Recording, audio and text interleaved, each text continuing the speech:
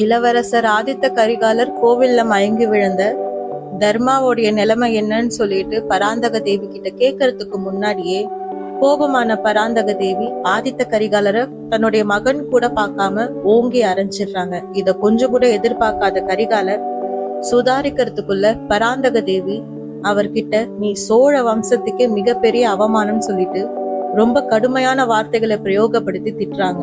தன்னுடைய தாயார் தமேல கோபமாவே இருந்தாலும் ஆதித்த கரிகாலரும் அதுக்கு ஒரு வார்த்தை கூட மறு பேச்சு பேசாம அமைதியா நிக்கிறாரு.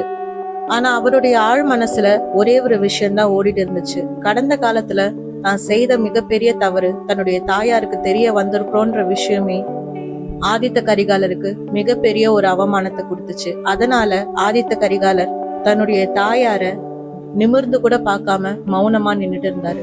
அப்படி தன்னுடைய கடந்த காலத்துல இளவரசர் செய்த அந்த மாபெரும் குற்றம் தான் என்ன, எதுக்காக தன்னுடைய மகன் சொல்லிட்டு கூட பார்க்காம பராந்தக தேவி கரிகாலரை ஓங்கி அறையணும்? இதோடைய முழு வீடியோ சேனல்ல இருக்கு, மறக்காம போய் பாத்துருங்க.